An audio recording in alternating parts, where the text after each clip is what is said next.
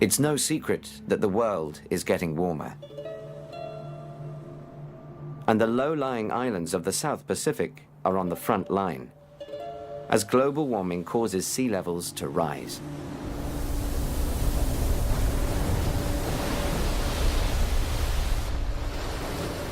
On the Pacific island nation of Tuvalu, nowhere is higher than 5 meters above sea level.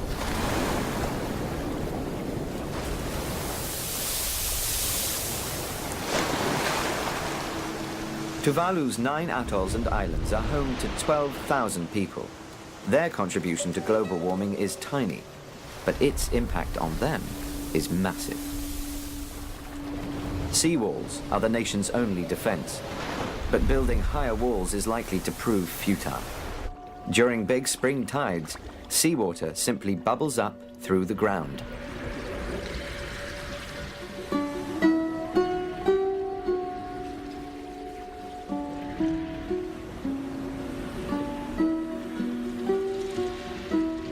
In 2006, the islanders experienced their highest tides ever. These islands could soon become uninhabitable. The seawater is poisoning the soil and groundwater. Eventually, the islands may have to be evacuated. This would be an unprecedented move. An entire nation relocated. Welcome to the Minions Talk Show. Since we have talked about the climate change issues for several times, today we have the guests of governors from Tuvalu. Let's welcome the Mr. Bear and Miss Rabbit. So to begin with, could you two please introduce Tuvalu to the audience? Because I don't think everyone knows it very well. Okay, I'm Rabbit. I'm Bear. We are going to talk about some information about Tuvalu. Before 16th century, the first inhabitants of Tuvalu were polygams. People rely on natural resources like seafood and fruits on the island and the trade between islands. Tuvalu was colonized by European countries after 1568. The Tuvalu Trust Fund was established in 1987 by the United Kingdom, Australia, and New Zealand. During late 20th century, the country mainly focusing on fishing and tourism to gain revenue. In the early 21st century, independent country Tuvalu also rely on international assistance. Tuvalu is most solely reliant upon fossil fuel as its source of energy. The country has 8 power stations. Tuvalu strengthened in 2002 to sue the United States and Australia for excessive carbon dioxide emission. Tuvalu's emissions are less than 0.00005% of global emission, which is one of the lowest from the parties. According to Tuvalu's second national communication, the energy sector is the major contribution to carbon dioxide emission. Tuvalu commits to reduce emissions of greenhouse gases from the electricity generation sector by 100%. Tuvalu's indicative quantified economy-wide target for a reduction in total emission of GHGs from the entire energy sector to 60% below 2,000 ton levels by 2025. Tuvalu, the mangrove wetlands, providing wood and non-wood forest products, coastal protection, conservation of biological diversity, and the provision of habitat, spawning grounds and nutrients for a variety of fish and shellfish. About deforestation, in year 1568, the island was very full of trees. The population grew from less than 3,000 up to 7,000, as active clearance of forest undergrowth for use as fuel, and more land was used. The deforestation becomes more serious. About the forest regeneration, the 8th of November 2011 in New Caledon marked the launching of a new program called One Tree, One Day, One Life. The idea is for each island inhabitant to plant one tree every year. The Tuvalu's lifestyle has been westernized to an extent, but Western-style amenities are few. Most people live on the outer island in extended family household closer into village. About one-third of population lives on Funafuti, the center of government and commerce. Most Tuvaluans are subsistence farmers and by remittance from relatives working overseas. Only Funafuti has a regular electricity supply. Motorcycles are common on Funafuti, but there are few automobiles.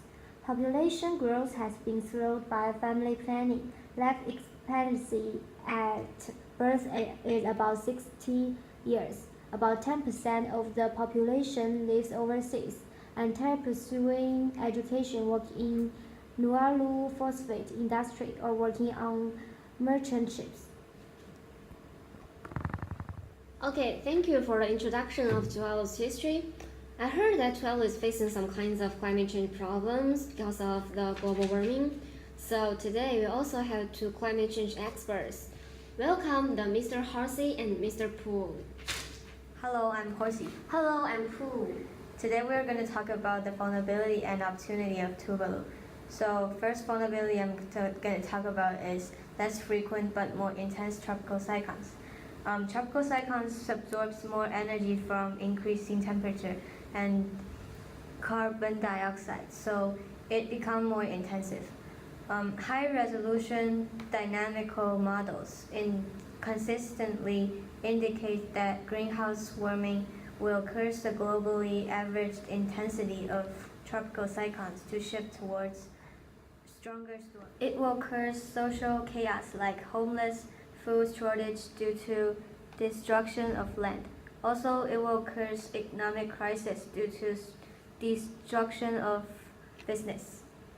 So the next, I'm going to talk about the extreme rainfall days. Warmer air can hold more water. Heat trapping greenhouse gases causes more evaporation, so the atmosphere can hold on to more water. And it will be a huge amount of rainfall when that water vapor condenses as rain or snow. So the hazard for Tuvalu is that extreme precipitation increases the risk of flooding and rising public health problems due to the moist and warm weather. In addition, it will cause some traffic problems due to destruction of roads and cause some food shortage due to food damage. Another vulnerability is disease. The Intergovernmental Panel on Climate Change projections of increasing temperature and precipitation suggests the emergence of more disease-friendly conditions in regions that did not previously hold diseases or disease carriers. The exposure of diseases, climate change contribute to 150,000 deaths and 5 million illness each year. That a quarter of the world disease burden is due to the contamination of air, water, soil, and food.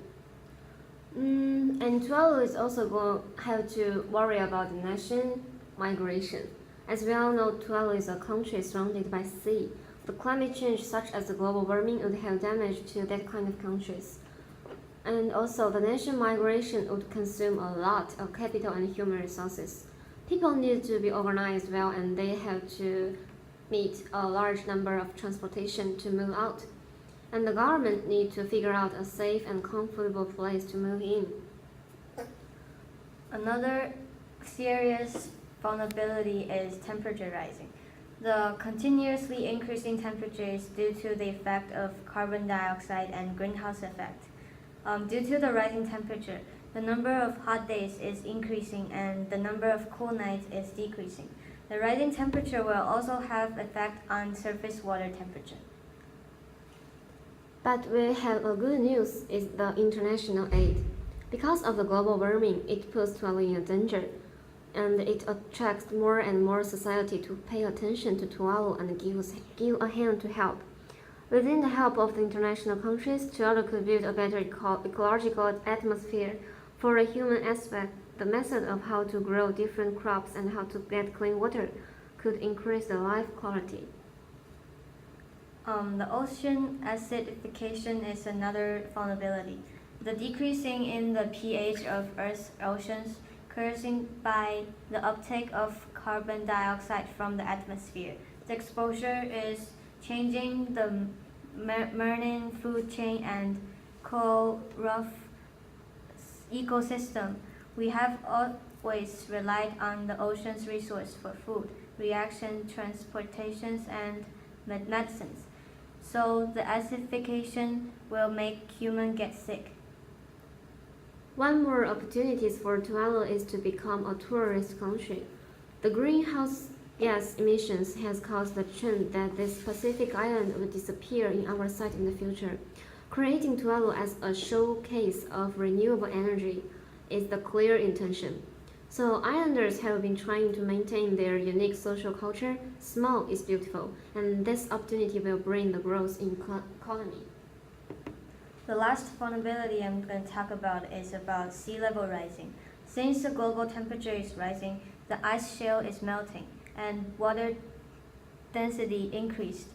The sea level increase will increase the impact of storm surge and coastal flooding.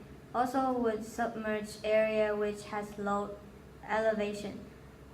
This would affect the sustainability of the society. The government would have the pressure to resettlement the victims. It might cause political issues. But one of the advantages of the sea level rising is the development of fishery. More open water for fishing. Due to heavier of greenhouse effect, the global temperature is rising. It might cause agricultural degradation, that the environment is not suitable for crops to grow, so people change their behavior. For people who live in the island, they might go fishing instead of growing crops due to the climate change. Which will bring up the economic in this area due to development of fishery. It will change the social behavior of the society. To analyze the situation of Tuvalu. With my knowledge, I know that there is an international conference called UNFCCC. Has Tuvalu involved to that? Oh, yes. So could you give us some details about it? Sure. The UNFCCC is called the United Nations Framework Convention on Climate Change. It is an international environmental treaty negotiated at the Earth Summit, and the framework set no binding limits on greenhouse gas emissions for individual countries and contains no enforcement mechanisms. There is another conference called Kyoto Protocol. It is an international treaty which extends the 1992 UNFCCC that commits states parties to reduce greenhouse gases emission based on the reality that global warming exists and the man-made carbon dioxide emission has caused it. The Kyoto Protocol was adopted in Kyoto, Japan on 11 December 1997 and entered into force on 16 February 2005. And there are some changes of political platform for Tuvalu.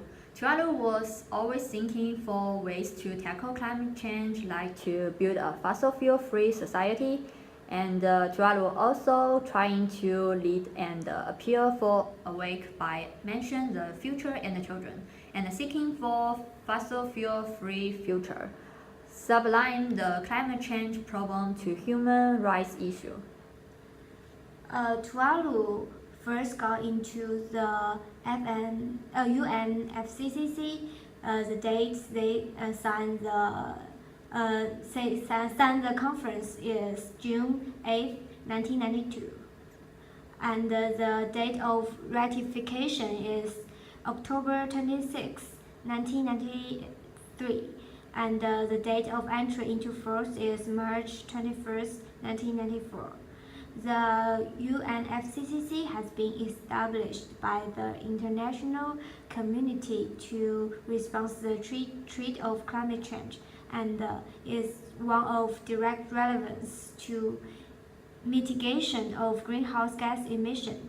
When Tuvalu first got involved in UNFCCC, Tuvalu attended the convention, reported to greenhouse gases emission, and contributed to help. And there are some important involvements for Tuvalu. The first is the COP13. It's in 2007 in Bali. The Tuvalu was combating adverse effects policies and measures for adaptation, and also provide new and additional financial resources. For example, LDC, Least Developed Countries Fund, and the Special Climate Change Fund, and also establish a burden sharing mechanism based on a levy on international aviation and maritime transport. It was used to support to the adaptation fund. COP15 is in Copenhagen, Denmark in 2009. It refused to sign Copenhagen deal and proposed changing at a maximum global warming of 2 degrees Celsius to 1.5 degrees Celsius. Realized mitigation and adaptation is more important than relocation. We have no export market and we want people to see what is actually happening in one of the countries. And the third involvement is COP16 in 2010 Cancun. We are disappointed with the outcome of Copenhagen. We did not come up with a meaningful way to tackle climate change. We are thinking for clear mandates to continue the Kyoto Protocol and a new mandate to create a legally binding agreement to implement the Bali Action Plan, and extremely exposed to ravages of climate change until economy of Tuvalu is threatened by severe weather events. COP17 is in Durban, South Africa in 2011. Urgency must be theme of this conference. Appeal for agreement on amendment and rules to the Kyoto Protocol. Appeal for agreement on a mandate to commence negotiation of a new protocol rule apparel with Kyoto Protocol. Taiwan is also allowed to participate as a full national member. And the COP21st is in Paris, France, 2015. We must currently cut greenhouse gases, transform the global economy to fossil fuel free. We want to be assured that our children and our grandchildren have a future. The Paris Treaty must be gender equality, and all actions should not adversely affect the natural environment. We join those conferences because it can enhance community livelihood and promote sustainable development by reducing adverse effects of climate change, variability, and extreme events. According to our political goal, do you have any recommendations to deal with the climate change problems? Yes, we do have some recommendation for you. My recommendation is to build 40 kilowatt solar energy system to generate electricity. We could see a reduction of up to 20% of the electricity needed by the capital of Tuvalu. There is a 40 kilowatt solar energy system now supply 5% of the electricity needed by the capital. Funatu and in their first 14 months reduced Tuvalu's consumption of generator fuel shipped from New Zealand by about 17,000 liters. And this program will ultimately cost $3.2 million and build a solar system by using the foreign aid. And we could also import the solar panels or technology from New Zealand or Australia instead of US. in order to eliminate the transportation fee. The program has some pros, which it has the sustainable energies. Solar energy is sustainable because there is no way we can overconsume, and it could reduce electricity cost. There are some cons about the project, which is associated with pollution, because the solar panel contains some toxic chemicals, which could be could be the pollution. And the energy store is very expensive. The energy store system, such as batteries, will help smoothen out demand and load, making solar power more stable. But these technologies are also expensive. There are some vulnerable populations for the recommendation. For example, students at schools. The school now have access to continuous power supply, thus improving the learning environment. And safety and security at night improve through the provision of outdoor street lights. Women and men, a gender cropping study was undertaken during ESDP preparations, with a gender action plan and monitoring the evolution framework subsequently prepared. And for me, I also have some recommendations for Tuvalu. It is by replanting forests with 10,000 per year suitable hardwood fruit tree species, and mangrove trees could see a reduction of 2% of carbon dioxide emissions in Tuvalu. It will cost about 1.4 million, and one tree, one day, one life. We encourage each island inhabitant to plant one tree every year. And we are also willing to get funds from international aid or non-governmental organizations. So the profit for my recommendation is that it can help to stabilize the coastline. The dense root systems of mangrove forest trap sediments flowing down rivers and up the land. And for fisheries, there are as many as 25 times more fish of some species on reefs close to mangrove areas than in areas where mangroves have been cut down. But it will also have some cons. The mosquito is one of the problems. Pools of salt water in mangrove are a ripe breeding ground of mosquitoes, which are pests to humans and potential disease carriers. And it will also be hard to grow. Sea level rising each year and long time for a tree growing are affecting the survival ratio of the trees. So the vulnerable populations are the unemployed women and people who live along the coastline. So for women, fishing in Tuvalu is generally regarded as the man's career. Through mangrove reforestation, fishery is being developed. Then government encourages women participate into these activities, increasing employment opportunities for women. And the percentage of women in the fishing industry right now is about 40% of all women in Tuvalu. For the people who live along the coastline, the threat of global climate change is already being felt as sea levels rise, and summers gain in intensity, increasing coastal erosion and contaminating groundwater result.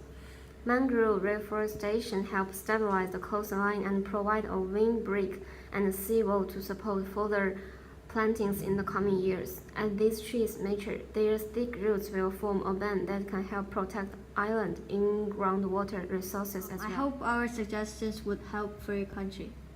Yes, that's a good idea, and we will conduct these actions in our country.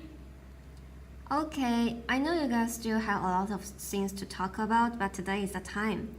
Thanks to the climate change experts and also for the gardeners from Tuvalu. Thanks for coming, and we will see you next week.